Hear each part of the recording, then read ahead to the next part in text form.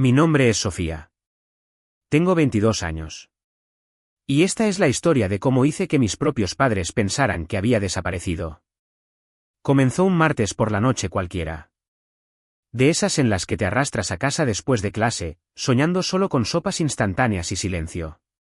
Pasé mi tarjeta magnética, abrí la puerta de mi pequeño departamento cerca del campus y me quedé helada. Las luces estaban encendidas. La televisión mostraba un canal de noticias cualquiera que nunca veía. Y allí, sentados cómodamente en mi sofá como si pagaran la renta, estaban mis padres, sin zapatos, con botanas sobre mi mesa de centro y mi llave de repuesto brillando sobre la barra de la cocina. Sorpresa, dijo mi madre con alegría, como si fuera una escena adorable de una comedia de situación. Mi padre solo levantó una mano en un saludo perezoso, como si pillara a tu hija por sorpresa en su propio departamento cerrado con llave fuera normal. El corazón me martilleaba en el pecho. ¿Pero cómo han entrado aquí?, pregunté, mi voz más cortante de lo que pretendía. Mi madre levantó la llave. Nos la diste cuando te mudaste, ¿recuerdas? No es allanamiento de morada. Somos familia. Esa frase me golpeó más fuerte que cualquier portazo. Porque no era la primera vez. Los platos limpios que yo nunca fregaba. La ropa misteriosamente doblada. Los alimentos que aparecían en mi refri cuando sabía que no había ido de compras. Cada vez que pensaba que estaba sola, ellos ya habían estado aquí, paseándose por mi espacio, juzgando mi vida, reorganizando mis cosas. Esta vez, sin embargo, algo dentro de mí se rompió. Sonreí y me senté frente a ellos. Dejé que mi madre divagara sobre ayudar y que mi padre bromeara sobre lo afortunada que era. Y mientras hablaban, me quedé mirando esa llave en la barra y sentí como un plan diferente empezaba a tomar forma en mi mente. Si ellos creían que ser familia significaba que podían cruzar cualquier límite, ¿qué pasaría si su pequeña simplemente se desvaneciera del lugar que no paraban de invadir? ¿Alguna vez te has dado cuenta en un instante de que las personas que más te quieren también podrían ser las que te asfixian? Sigue mirando, porque al final de esta historia, verás exactamente cómo me mudé sin decírselo, les hice creer que me había ido y los obligué a entender por fin lo que significa perder el control. La noche que secuestraron mi sofá, no grité. No los eché. Interpreté el papel que esperaban. Podrían haber enviado un mensaje, dije, fingiendo estar ligeramente molesta en lugar de a punto de explotar. Mi madre, Marta, se rió para restarle importancia. Si te hubiera enviado un mensaje, no sería una sorpresa. Además, mira este lugar, Sofía. Me necesitabas. Señaló mi ropa a medio doblar, los vasos de sopa vacíos, los libros de texto esparcidos por la mesa. Mi padre se rió entre dientes como si todo fuera una broma. Tu madre se preocupa. Ya sabes cómo se pone. Sabía exactamente cómo se ponía. Lo sabía desde que tenía 10 años y me instaló una aplicación de seguimiento en mi primer teléfono, por seguridad. Desde los 13, cuando leyó mi diario, por accidente, y me castigó por escribir sobre un chico que no le gustaba. Desde los 15, cuando se quedó parada fuera de la puerta del baño porque la había cerrado por más de 5 minutos y pensó que me había desmayado. Y desde los 16, cuando mi padre tuvo un infarto y nunca volvió a casa. Ese fue el día en que la preocupación de Marta mutó en otra cosa. Una obsesión por el control disfrazada de cuidado. Mientras la observaba ahora, reorganizando mi estante de especias como si fuera la dueña de la cocina, me asaltó un recuerdo. De pie en nuestra antigua casa, con los zapatos de mi padre todavía junto a la puerta mientras ella me agarraba los hombros con tanta fuerza que dolía. Ya lo perdí a él, susurró entonces, con los ojos desorbitados. No voy a perderte a ti también. A los 16, le creí. A los 22, me di cuenta de lo que esa promesa me había costado. No puedes seguir haciendo esto, dije en voz baja, volviendo al presente. ¿Haciendo qué? Se giró, con un paño de cocina en la mano, genuinamente confundida. ¿Ayudar? ¿Ser tu madre? ¿Aparecer? ¿Entrar sin permiso? ¿Revisar mis cosas? Mi voz temblaba, pero no de miedo, sino de una ira que llevaba años tragándome. Este es mi departamento, mamá, no tu segunda casa. Se puso rígida. Pagamos la mitad de tu renta. Compramos tus muebles. Tenemos derecho a asegurarnos de que estás a salvo. Ahí estaba, el contrato que nunca firmé, pero que de alguna manera debía. Dinero a cambio de control, apoyo a cambio de acceso. Un derecho, repetí. ¿Crees que tienes derecho a la puerta de mi casa, a mi cama, a mi vida solo porque me ayudaste? Mi padre se movió incómodo. Vamos a calmarnos todos. Tu madre solo está preocupada. No llamas. A veces no contestas. ¿Cómo vamos a saber que estás bien? Preguntando, repliqué. Respetando mi respuesta. Esperando hasta que los invite. Los ojos de mi madre se humedecieron y por un segundo vi asomar su pánico. Dejaste de llamar después de mudarte, dijo, con la voz quebrada. Solías contármelo todo. Ahora me entero por tu asesor de que dejaste una clase, no por ti. ¿Sabes cómo se siente eso? Como si te estuvieras escapando y yo fuera la única que intenta aferrarse. Eso debería haberme hecho sentir culpable. En cambio, me enfureció. Quizás me estoy escapando porque has tenido las manos alrededor de mi cuello durante años, solté. La habitación se quedó en silencio. Mi padre miraba al suelo. El rostro de mi madre se descompuso. Yo. Solo intento mantenerte a salvo, susurró. Después de que tu padre. Después de que papá muriera, no solo me mantuviste a salvo, la interrumpí. Me convertiste en tu animal de apoyo emocional, en tu proyecto, en tu prueba de que no habías fracasado en todo. Sus labios se entreabrieron como si la hubiera abofeteado. Nunca había dicho eso en voz alta. Ni una sola vez. Eso no es justo, dijo débilmente. Es justo rastrear cada paso que doy.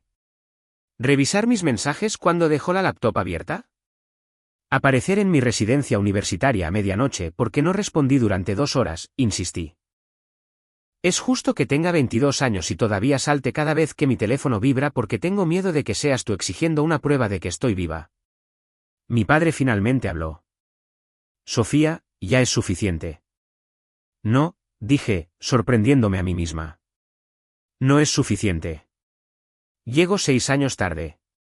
Observé a mi madre hundirse en el sofá que había reclamado como suyo.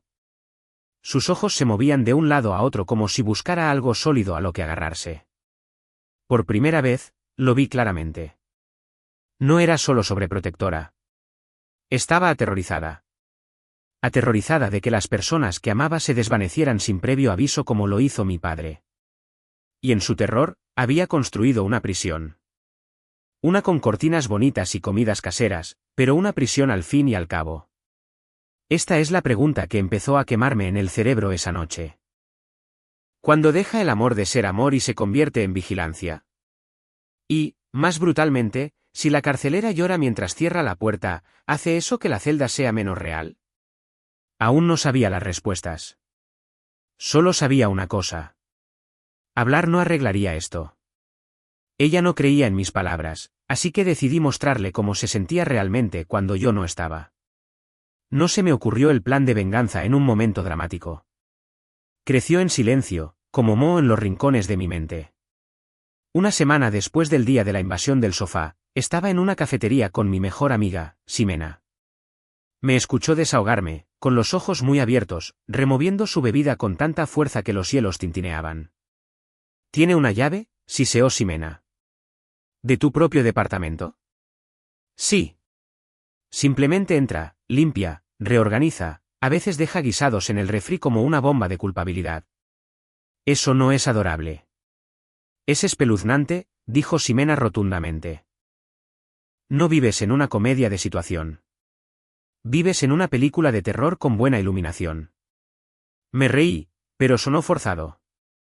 ¿Qué se supone que debo hacer? Pedirle que me devuelva la llave y empezar la Tercera Guerra Mundial. Ximena me miró durante un largo momento. No se la pides, dijo lentamente. Haces que la llave sea inútil. Fruncí el ceño. ¿Qué quieres decir? Se inclinó más cerca. Múdate a un lugar que no conozcan. Cambia tus cerraduras. No se lo digas. Deja que aparezcan en tu antiguo departamento y se den cuenta de que no tienen ni idea de dónde estás. La imagen me golpeó como un puñetazo. Mi madre de pie en mi departamento vacío, llave en mano, mirando paredes desnudas y estanterías vacías. Sin cama, sin ropa, sin hija. Por un segundo, de hecho, me sentí mal por ella. Luego recordé su frase, no es allanamiento de morada. Somos familia, y la culpa se retorció en algo más oscuro. ¿Es demasiado?, pregunté, todavía medio riendo, medio probando la idea en voz alta. ¿Demasiado para quién?, replicó Ximena. ¿Para la mujer que pensó que tenía derecho a entrar en tu regadera si no abrías la puerta lo suficientemente rápido? No se equivocaba. Aún así, esto no era una broma. Esto era guerra psicológica. Entrará en pánico, murmuré. Pensará que me ha pasado algo. ¿Sabes lo que piensa ahora?, contraatacó Ximena. Que eres de su propiedad. Que no hay consecuencia alguna por ignorar tus límites. Quizás necesita sentir por una vez cómo es cuando no estás disponible a su antojo. La parte aterradora, una parte pequeña y fea de mí, le gustaba esa idea. Una niña pequeña dentro de mí, la que le habían leído su diario y registrado su teléfono y examinado su vida social como si fuera una amenaza para la seguridad, quería ver a mi madre entrar en pánico. Quería verla darse cuenta de que no era Dios. No quiero simplemente hacerle daño, dije, medio para Ximena, medio para mí misma. Solo quiero que pare. A veces, la gente como ella solo para cuando lo que temen realmente sucede, dijo Ximena en voz baja. Está aterrorizada de perderte. Pero ahora mismo, te está perdiendo de todos modos. Solo que más lentamente. Y tú eres la que se está desangrando. La verdad de aquello se alojó en mi pecho. Lentamente, empezamos a esbozar detalles, no en papel, sino en susurros mientras tomábamos café. Paso 1, encontrar un nuevo lugar rápidamente. Paso 2, mudar todo lo importante en un fin de semana mientras mis padres estuvieran ocupados. La iglesia del domingo, la comida familiar. Sus rutinas que conocía de memoria. Paso 3, dejar el antiguo departamento impecable pero vacío. Paso 4, desaparecer el tiempo justo, no días, no semanas, solo las horas suficientes para hacerles sentir la caída libre que me habían estado imponiendo durante años. Básicamente, estás escenificando tu propia pequeña desaparición, resumió Ximena. Pero estarás a salvo, viva, solo que en un lugar que ellos no controlan. Por la noche, tumbada en la cama, imaginaba mi nueva vida como un montaje. Despertando en una habitación soleada sin que nadie supiera mi horario exacto. Cocinando lo que quisiera sin mensajes preguntando si había comido, volviendo a casa cuando quisiera sin preguntarme si mi madre estaría sentada en mi sofá como una especie de fantasma doméstico. En esas fantasías, era más ligera, más ruidosa, más yo misma. Pero entonces el montaje se interrumpía y otra imagen aparecía. Mi madre de pie en mi departamento vacío, llamándome por mi nombre. Mi padre marcando mi número una y otra vez. Buzones de voz acumulándose con sus voces cada vez más tensas, más frenéticas. ¿Y si llaman a la policía?, le pregunté a Ximena una noche. ¿Y si me denuncian como desaparecida? Entonces respondes cuando estés lista y le dices al oficial, soy una adulta. Me he mudado. Estoy bien. A mis padres simplemente no les gusta no saber dónde estoy, dijo ella. No es ilegal mudarse, Sofía. Pero es cruel, susurré. Ximena no dijo nada por un momento. Luego, ¿fue cruel cuando leyó tus mensajes y te castigó por escribirle a un compañero de clase? ¿Cuando apareció en casa de tu amiga para arrastrarte a casa porque tuvo un mal presentimiento? ¿Cuando forzó la entrada a tu dormitorio porque no le enviaste un mensaje de buenas noches? Se me hizo un nudo en la garganta. No digo que un error justifique otro, añadió Ximena. Digo que quizás esto no es venganza por venganza. Quizás es el único idioma que ella entiende. ¿El miedo? Esa frase se me quedó grabada. ¿De verdad iba a usar mi propia ausencia como arma para darle una lección a mi madre? ¿O finalmente estaba saliendo del papel que ella había escrito para mí?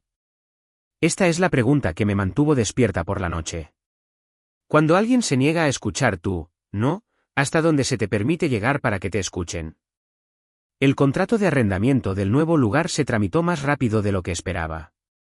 Una firma, una transferencia, y de repente tenía un pequeño departamento de un dormitorio al otro lado de la ciudad solo a mi nombre. Sin aval, sin dirección de mis padres en el archivo. Por primera vez en mi vida, tenía una dirección que mi madre no conocía. Debería haber estado eufórica. En cambio, mientras empezaba a empacar, se me hizo un nudo tan fuerte en el estómago que apenas podía comer. Lo hice por etapas, como una operación encubierta. Primero, los libros de la universidad. Fácil de explicar si pasaba por allí. O, un proyecto en equipo. Necesitaba reorganizarme. Luego, la ropa de fuera de temporada, envasada al vacío y escondida en maletas debajo de mi cama. Artículos de aseo comprados por duplicado, para que mi baño pareciera intacto, incluso mientras trasladaba lentamente mis cosas de verdad. Por la noche, escribía en la aplicación de notas como un diario secreto. Día 3 de la operación desaparecer. Me llevé la mitad de mi closet. Mamá envió un mensaje, mándame un selfie. Echo de menos tu cara. No respondí durante 2 horas. Envió 3 mensajes más y un gif de cara triste. Me sentí como un monstruo. Luego recordé que una vez apareció en mi lugar de trabajo para sorprenderme e hizo que mi jefe pensara que estaba en problemas. Cuanto más empacaba, más se multiplicaban las mentiras. No puedo hablar, mamá. Estudiando. Estaba en Liverpool eligiendo platos que ella nunca tocaría. El teléfono se murió. Lo siento. No era cierto. Lo había apagado por primera vez en años solo para ver cómo se sentía el silencio. Cada llamada ignorada añadía un ladrillo al muro que estaba construyendo entre nosotros. Y cada ladrillo tenía 2 caras. Mi libertad en una, su miedo en la otra. Una noche, llamó 5 veces en 1 hora. Vi cómo mi teléfono se iluminaba desde el otro lado de la habitación, sintiendo cómo mi pulso se aceleraba con cada vibración. Ximena, sentada en mi suelo entre cajas a medio llenar, me agarró la muñeca. No lo hagas, dijo cuando me moví para cogerlo. Si respondes cada vez que entra en pánico, la estás entrenando para que entre en pánico. Es mi madre, susurré. Piensa que si no contesto, estoy muerta. Tú no eres responsable de su trauma, dijo Ximena con firmeza. Tenías 16 años cuando tu padre murió. Ella era la adulta. Eligió sobrellevarlo aferrándose a ti hasta que no podías respirar. Eso es culpa suya. Me dejé caer en el colchón, hundiendo la cara entre las manos. Siento que estoy castigando a una persona asustada, dije. Como si estuviera pateando a un perro que ya ha sido atropellado por un coche. La voz de Ximena se suavizó. O quizás le estás quitando la correa de la mano antes de que te arrastre al tráfico con ella. Odiaba cuánto sentido tenía eso. Unos días antes del día de la mudanza, los mensajes de mi madre cambiaron de tono. Menos saludos casuales, más ansiedad en bruto. ¿Has estado distante últimamente? ¿Estás enojada conmigo? Por favor, responde.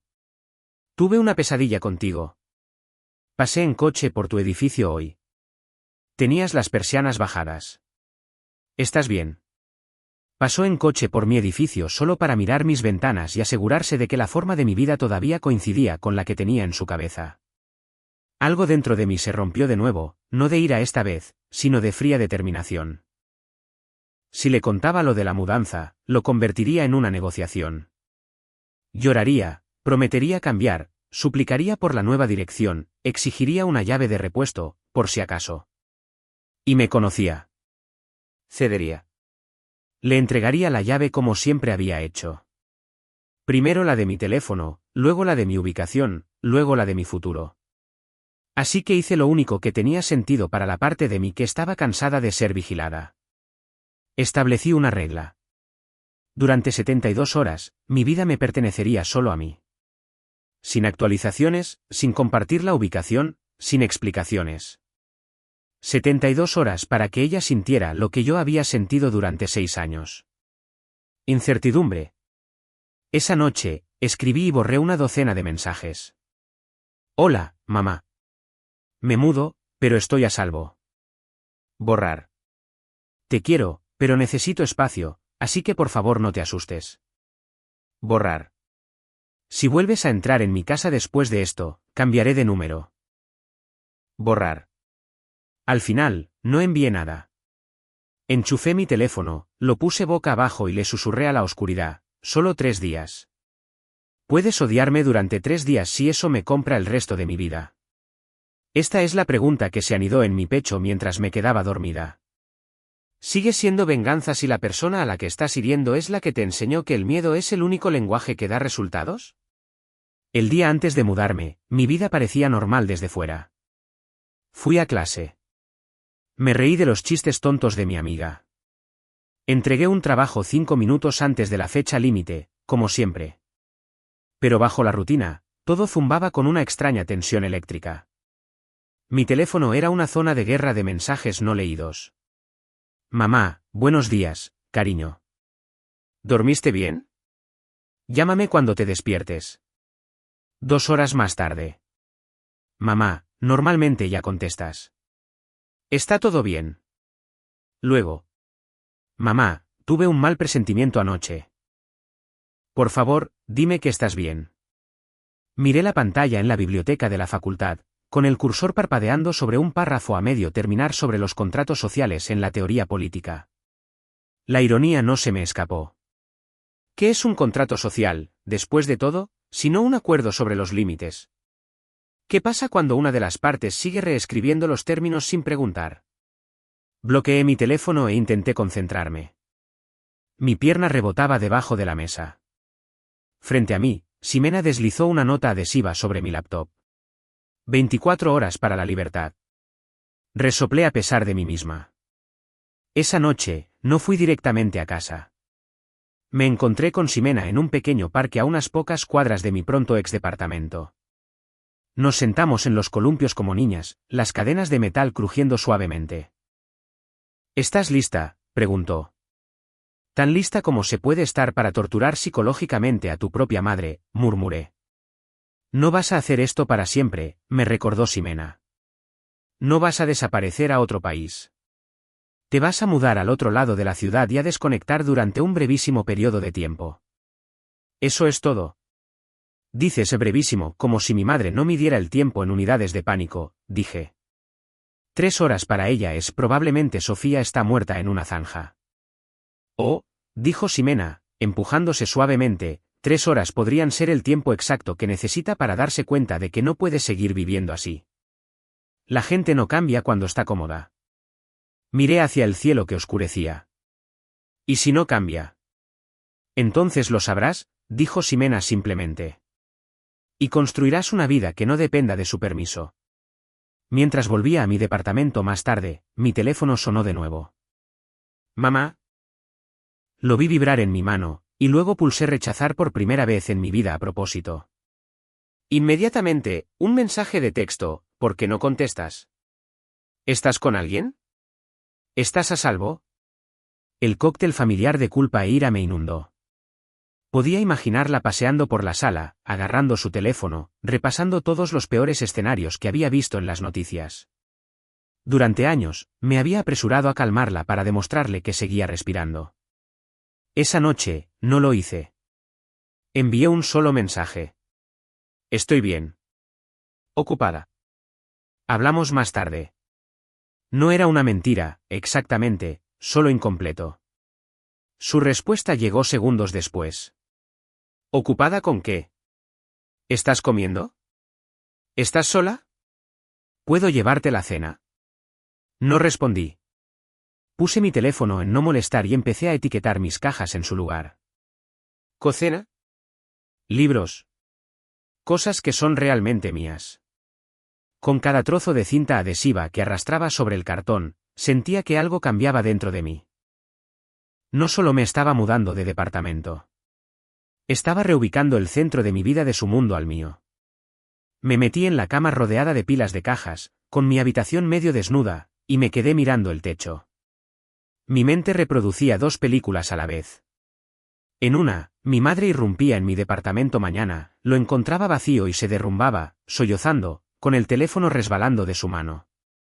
En la otra, captaba el mensaje. Lo captaba de verdad.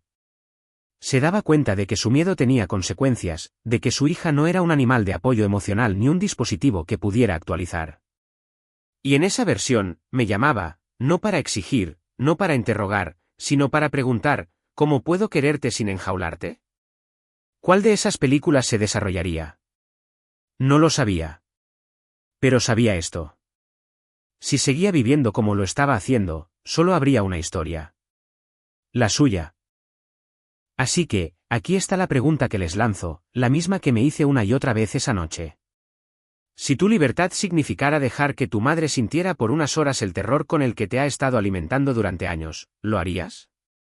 ¿O seguirías sacrificándote en el altar de su comodidad? El día de la mudanza fue un torbellino de sudor, adrenalina y mentiras cuidadosamente cronometradas. Me desperté antes del amanecer, con el corazón acelerado, y le envié a mi madre un mensaje que había redactado la noche anterior. Súper ocupada hoy. Gran proyecto en equipo. Puede que esté desaparecida en combate un rato. ¿Te quiero? Desaparecida en combate. La ironía me dolía en el pecho. Ximena llegó con su coche destartalado y una cajuela llena de mantas de mudanza prestadas. Ya no hay vuelta atrás, dijo, dándome un café. ¿Estás segura de las 72 horas? Estoy segura de las primeras 12, dije. Ya veremos el resto. Nos movimos como delincuentes. Rápido, eficiente, sin demoras. Cajas por las escaleras, al coche, al otro lado de la ciudad, subir otro tramo de escaleras, de un lado a otro, como si estuviéramos transportando piezas de mi antigua vida a un programa de protección de testigos. Para el mediodía, mi antiguo departamento estaba casi vacío. Solo quedaban un colchón, una silla plegable y algunos objetos de señuelo para mantener las apariencias desde el pasillo. Una taza suelta, una manta y un póster viejo todavía en la pared. Mi teléfono vibró toda la mañana en la barra de la cocina como un insecto atrapado. Mamá, buena suerte con tu proyecto. Envíame una foto de tu grupo de estudio. Una hora más tarde. Mamá, no he sabido nada de ti. ¿Se te ha muerto el teléfono?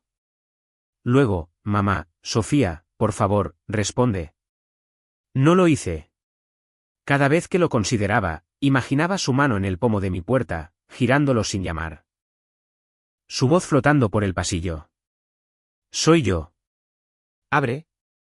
Como si esa frase fuera una llave maestra que abría cualquier cerradura, cualquier límite. A última hora de la tarde, todo lo que importaba estaba en el nuevo departamento. No era mucho. Algunos muebles, demasiados libros, unas cuantas cajas de recuerdos que no había tenido tiempo de procesar, pero era mío. Ninguna llave de repuesto en el cajón de mis padres. Ninguna dirección guardada en su GPS. Me quedé de pie en medio de mi nueva sala, sudorosa y agotada, y sentí algo que no había sentido en años. La ausencia de una mirada invisible. ¿Qué se siente?, preguntó Ximena, dejándose caer en el sofá. Miré a mi alrededor. Silencioso, dije. En el buen sentido. Y también aterrador. Mi teléfono vibró de nuevo. Esta vez no era un mensaje de texto. Era una llamada, pero no de mi madre. Número desconocido. Dudé, y luego contesté. Bueno. ¿Hablo con Sofía Herrera?, preguntó una voz de hombre. Sí. Soy el agente Ramírez, de la Secretaría de Seguridad Ciudadana de la Ciudad de México. Sus padres han venido a la comisaría. Están muy preocupados. La han denunciado como desaparecida. Mi cerebro hizo cortocircuito. ¿Desaparecida?, repetí. Señor, no estoy desaparecida. Me he mudado de departamento hoy. Estoy bien. Los ojos de Ximena se abrieron como platos al ver que mi rostro perdía todo el color. Sus padres dijeron que fueron a su dirección, continuó el agente.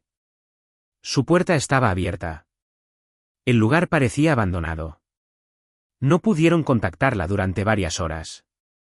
Dada su edad, tenemos que tomar sus preocupaciones en serio. Cerré los ojos. Por supuesto, habían ido.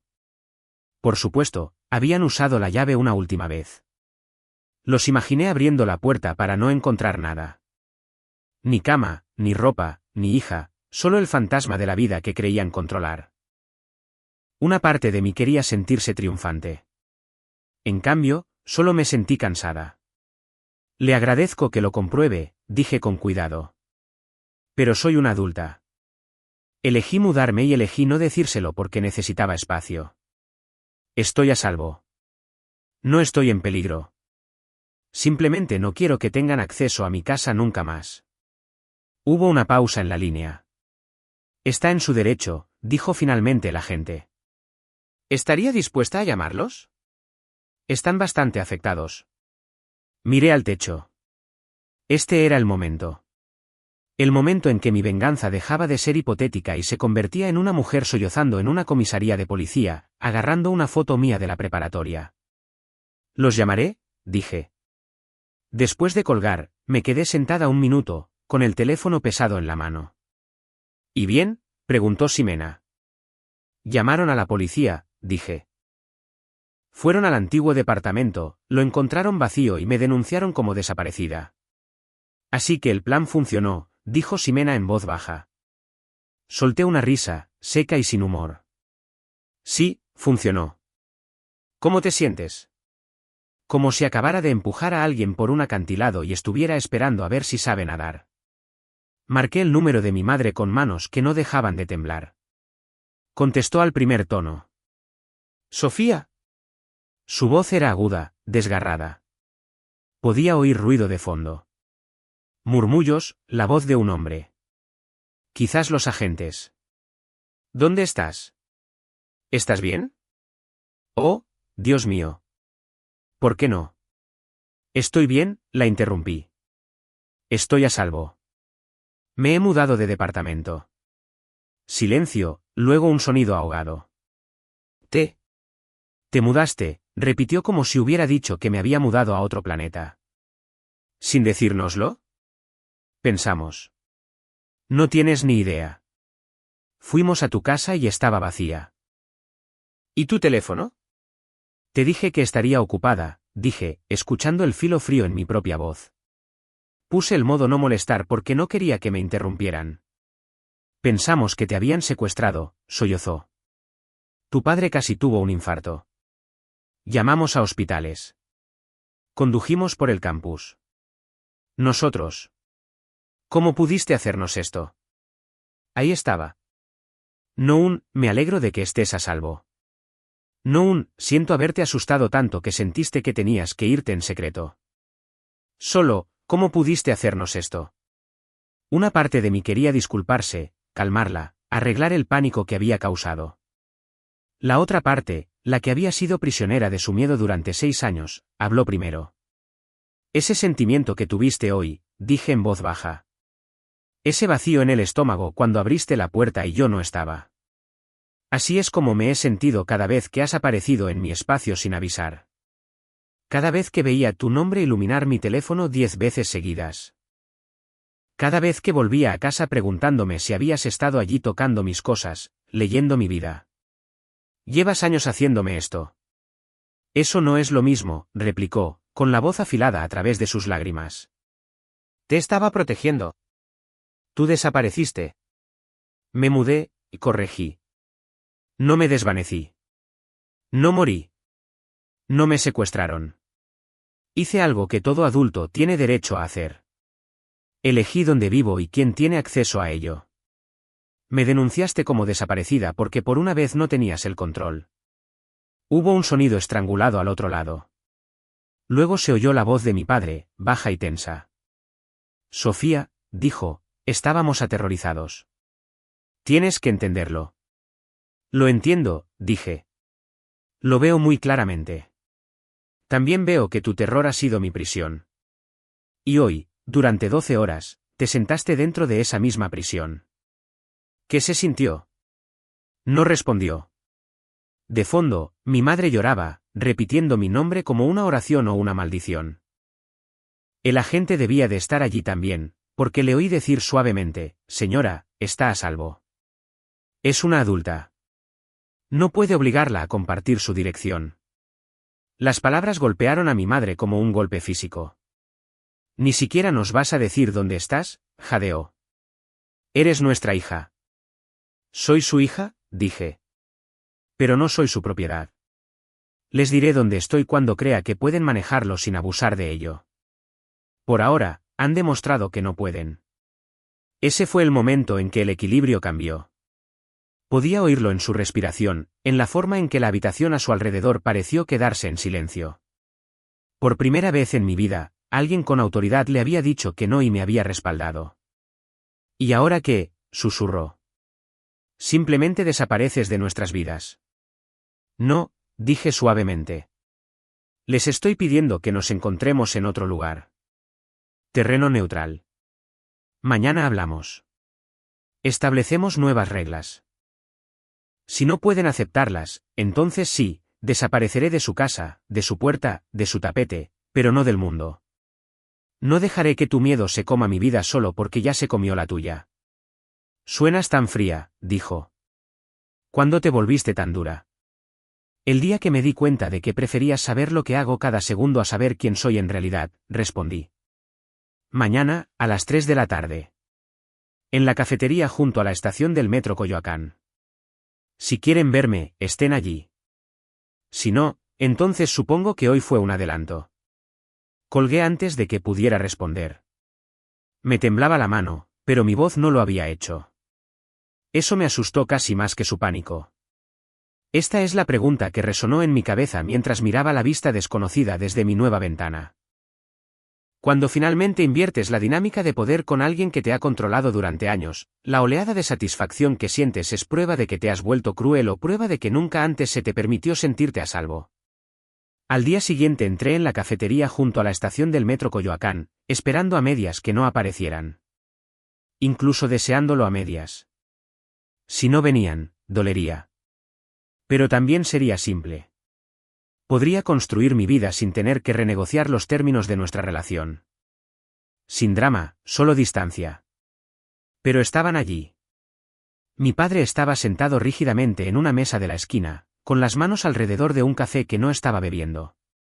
Mi madre estaba sentada a su lado, con los ojos enrojecidos, retorciendo una servilleta hasta hacerla trizas. Por un segundo, al verla así, casi me doy la vuelta. Entonces levantó la vista y nuestras miradas se encontraron. Algo pasó entre nosotros. No el habitual rayo de culpa y sumisión, sino algo más tranquilo. Reconocimiento quizás, de que ambos estábamos a punto de adentrarnos en una versión de nosotros mismos que aún no conocíamos. Me senté frente a ellos. Sin abrazos, sin charlas triviales, solo 3 personas y una mesa entre nosotros que se sentía muy parecida a una frontera. Pareces cansada, dijo finalmente mi padre. Tú también, respondí. Mi madre soltó una risa temblorosa que no era realmente una risa. No dormimos, admitió. No dejaba de ver tu habitación vacía. No dejaba de pensar, ya está. Este es mi castigo por cada vez que te he llamado demasiado. Por cada vez que he aparecido sin preguntar. No es un castigo, dije. Es una consecuencia. Se estremeció ante la palabra. ¿Tanto me odias? Si te odiara, habría cambiado mi número y nunca habría vuelto a llamar, dije. No te odio. ¿Te quiero? Ese es el problema. Me miró fijamente, con los ojos llenándose de nuevo. Entonces, ¿por qué no me lo dijiste? Porque cada vez que he intentado poner un límite, lo convertiste en una crisis, dije. Si decía, por favor, no llames después de medianoche, te quedabas despierta en pánico hasta las 11:59 y luego me reventabas el teléfono a las 12:01. Si decía, por favor, no vengas sin avisar, aparecías con la compra llorando por no poder evitarlo. Me entrenaste para creer que tus sentimientos importaban más que mis límites. Ayer fue la primera vez que elegí mis límites por encima de tu miedo. Abrió la boca, y luego la cerró. Mi padre se aclaró la garganta. ¿Qué quieres de nosotros?, preguntó. Exactamente. Sin adivinanzas, sin pruebas. Respiré hondo. Esta era la parte que importaba. Primero, dije, no tendrán mi nueva dirección. Todavía no. Saben que estoy a salvo. Saben que estoy en la misma ciudad. Eso es suficiente por ahora. Mi madre retrocedió como si la hubiera abofeteado. Ni siquiera nos vas a dejar saber dónde vives. Ya me han demostrado lo que hacen con esa información, dije con calma. Hasta que puedan demostrar que no la usarán como un pase para invadir mi espacio, no la tendrán. ¿Cómo se supone que vamos a visitarte?, exigió. No lo harán, dije. No sin invitación.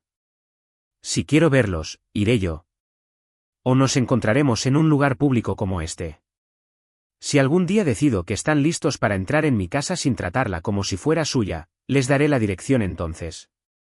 E incluso entonces, habrá reglas. Me miró como si no reconociera a su propia hija. Quizás no lo hacía. Quizás solo había conocido la versión de mí que se doblegaba ante sus lágrimas. Segundo, continué antes de que pudiera perder el valor. No más comprobaciones constantes. Pueden enviarme un mensaje de texto una vez al día. Responderé cuando pueda. Si no contesto durante unas horas, eso no significa que esté muerta. Significa que estoy viviendo mi vida. Si no pueden manejar eso, es algo en lo que necesitan trabajar. Con un terapeuta, no con mi registro de llamadas. El rostro de mi madre se descompuso, pero mi padre asintió lentamente. Eso parece razonable, dijo. Marta. Ella se volvió hacia él. ¿Razonable? Ella desapareció. Se mudó, la corrigió en voz baja. Y el agente tenía razón. Tenía todo el derecho. Me miró. No me di cuenta de lo mal que se había puesto la cosa. Dejé que sucediera. Eso es culpa mía. Esa admisión me sorprendió más que cualquier otra cosa.